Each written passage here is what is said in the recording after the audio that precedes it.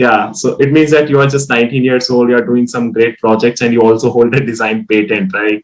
What's good, everybody, and welcome back to yet another episode of the Sankalp Show. So, in today's episode, we have Rugdev Chavan, who builds some awesome projects and awesome robots using concepts like artificial intelligence and machine learning. Actually, I was really fascinated by looking at his Instagram, YouTube, and a lot of other things where he posts videos about how his all the robots really function with the environment, and I was really fascinated about the way he creates robots, the way he makes them, and that was the reason I actually decided to call him over a podcast episode, so as a lot of people like you and me can really get inspired from his journey and can understand what really goes behind that genius brain, right? So without wasting much time, let's get started with the episode.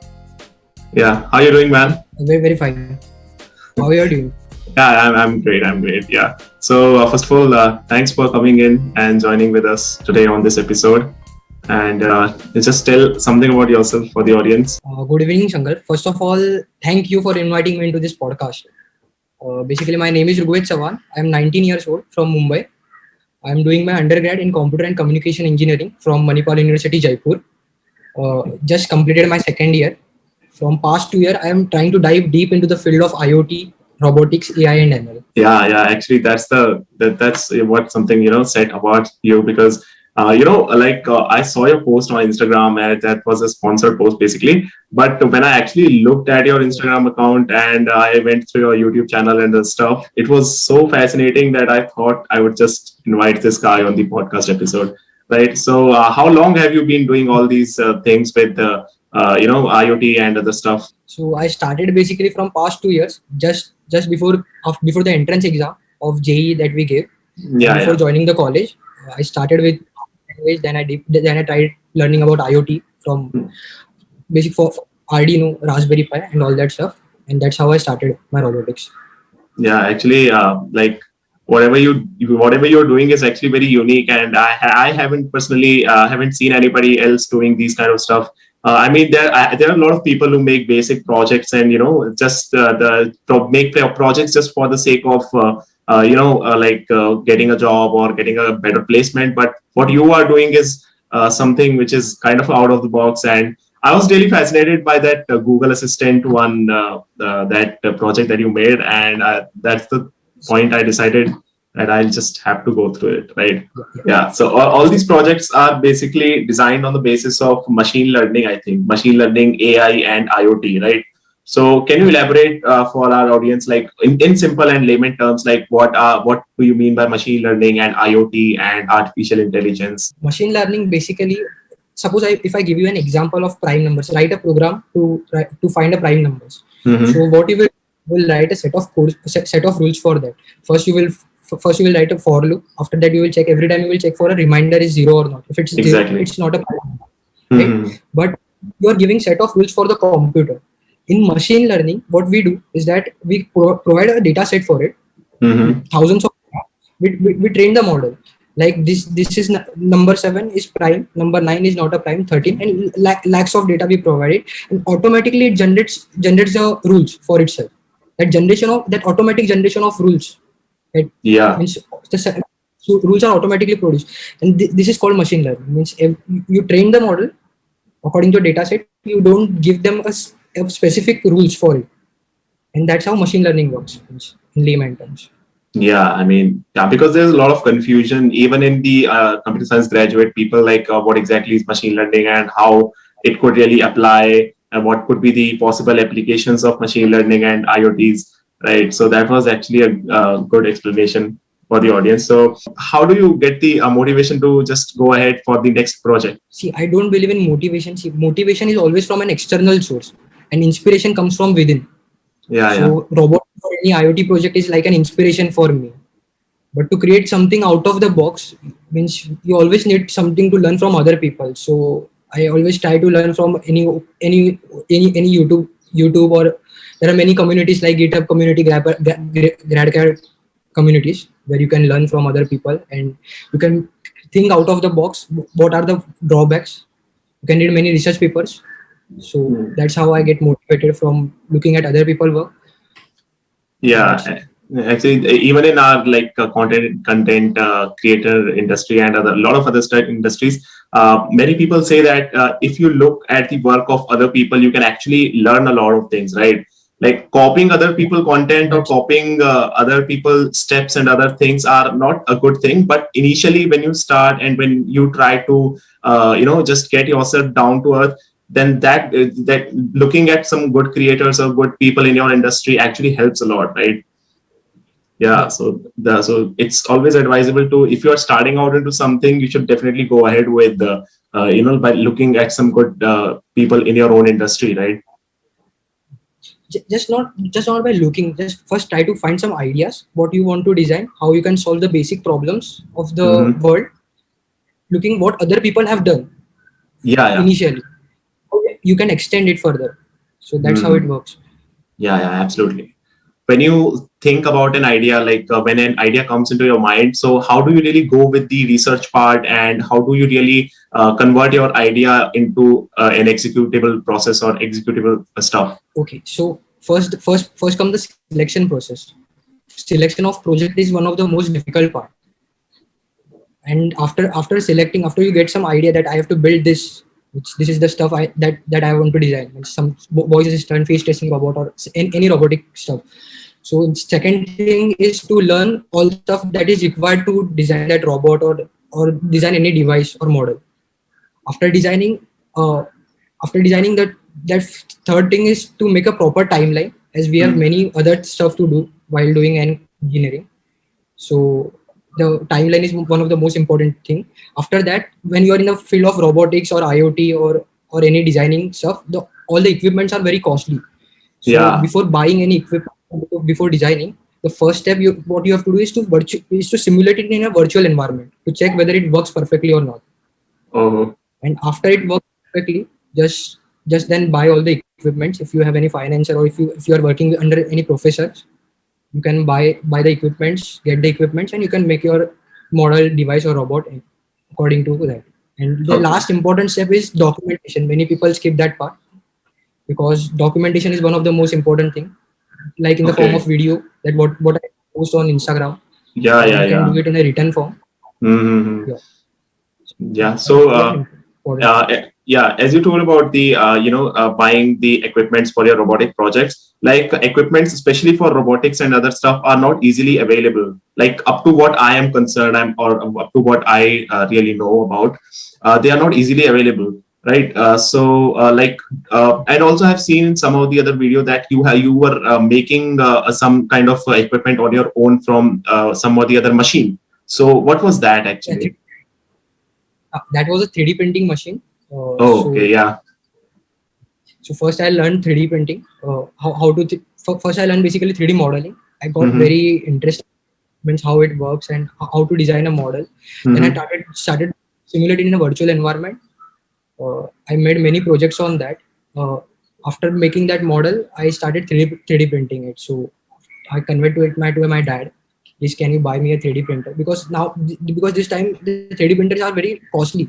They are very cheaper. Yeah. It's not, you can get it around 15,000 or 20,000 rupees. So it's good investment if you're very interested in robotics field. Yeah. Actually, Nowadays, yeah, many 3D printing robotic is also getting a lot of hype these days, right? Like there are actually a lot of startups also that are coming up, and their entire model is based on 3D printing. And I have read that post on LinkedIn somewhere. And okay, so like as you told that you're in your second year, and you do all these things along with your studies. So how do you manage? Like, is there anything that your studies take a toll because of your projects, or you manage both of them? Yeah, sometimes it becomes very difficult to handle both, as there are some deadlines for project or research to be done, and Yeah, at the yeah, same time there are exams. So, but being a computer science student, sometimes it's easy to balance, as what you learn you have to apply that. yeah, yeah, So absolutely. if you're also from computer science background, you can, like, by learning DBMS or operating Hmm. system or DA, it's not a headache for me, because you have to Yeah, apply it you. somewhere on the robot. Yeah. Yeah, exactly. These are theory subjects, and you just have to, mug up and do stuff with them, right? Okay, you're telling about the deadlines of the projects, right? So, what decides the deadline of a project? See, the projects I took, basically I take it from the professors. Okay. From first I'm in that only that I first go to the professor. I tell them my idea. This I am working. I want to work on this. Uh, so they sometimes they accept me, and they give me the deadline that you have to complete this before this. I'm giving you the equipment for this only period. First research Okay. it, give me the ideas, and then we will go further. So that's how I design my project. So basically, Okay. without So spending my own. yeah. So how do you get the feedback from your professors? Like, is it from the more positive side, or do you get some negative feedbacks, or what exactly it is? Positive. Yeah, being a first year or second year student, from that time I'm working in this field, so they are very glad to see that Yeah, this output yeah. they are getting this output. So Yeah, actually, yeah, that's good because even like I mean, I don't know how up to what extent this is correct or not, but most of the professors are not really that much encouraging towards. I mean, a lot of people want results, right? If you're giving some good results, then everybody will support you eventually, right? So that's how it is. So okay, like you are already in your second year, and it's time for to get more exposure towards internships and other stuff. So, like, have you yeah, done any sort of internships in this particular field? yes, I have completed my 3 internship. One from Okay, US based company, which was Sankalp, where I did IoT work. Actually, I've done 2 internships from there, and one in one research lab. one in the research lab. Basically, Okay. I developed a website for that completely from scratch. Hmm. Which I did 3 internships basically. Yeah. I also saw on your Instagram that you filed some sort of design patent or something like that. So, can you elaborate that? Uh, I have successfully filed a design patent, so I was very good at 3D modeling, and that Okay. helped me a lot. So there is a quite interesting story behind this. Behind this patent, I went to one of my senior professor in the university to ask for a research paperwork or any Hmm. opportunity in that. So he gave me just 1 minute to justify why you should consider me. Okay. Interestingly, I had 1 minute discussion into 30 minutes by showing all my project work. So I did it before. He was glad, and at the end, he was like, "Rugved, you are damn good at 3D printing. We want to start a production of this device. These are the requirement. Design a model for me." Hmm. So I designed a model according to that, and we both filed a patent for that device. And was I that like did the file. approved? Like patent was approved, or is it somewhere stuck? Oh no, it's in the third step of just it will be done in next 2 months. Okay, I mean, It's all like the processes are done. It's just the final thing that yeah, is left the, out, the right? process, just the government final Yeah, work is yeah, left. yeah. So that means That you are that just part will be. yeah. So it means that you are just 19 years old. You are doing some great projects, and you also hold a design patent, right?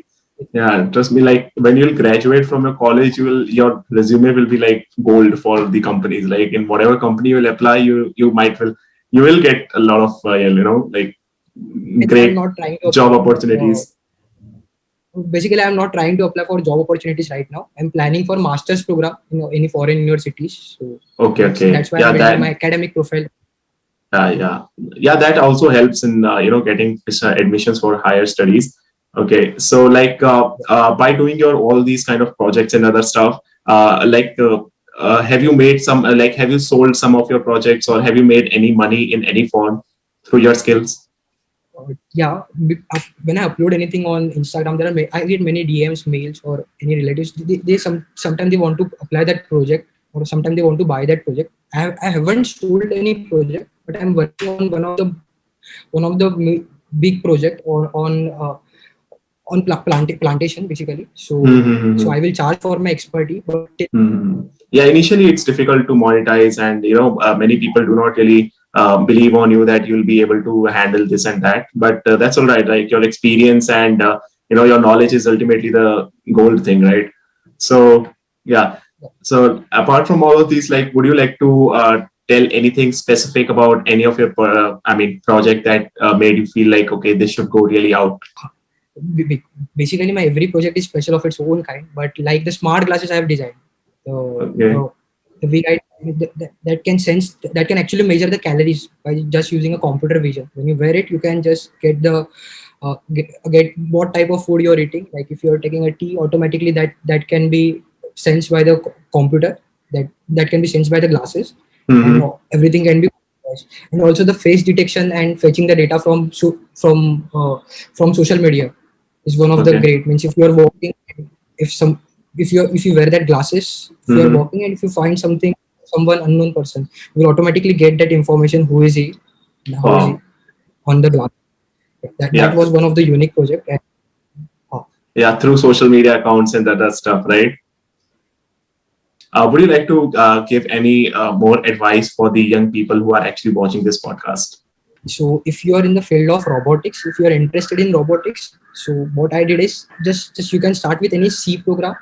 If you are in first year, start with any basic language like C, then go for Arduino and sensors. Mm-hmm. Arduino sensors. Start learning something about communication, how TCP UDP protocols work for Arduino and Raspberry Pi. Secondly, go for advanced robotics. So you can go for Raspberry Pi, where you can apply machine learning stuff, and Mm-hmm. then start learning in depth of AI ML, where the CNN part where computer vision works. And lastly, most important stuff in IoT or any IoT robotics is 3D modeling, because you Mm-hmm. have to make the device compact and mobile. So 3D modeling is also one of the important part. So start learning 3D modeling. There are many software like VBoards, Fusion 360.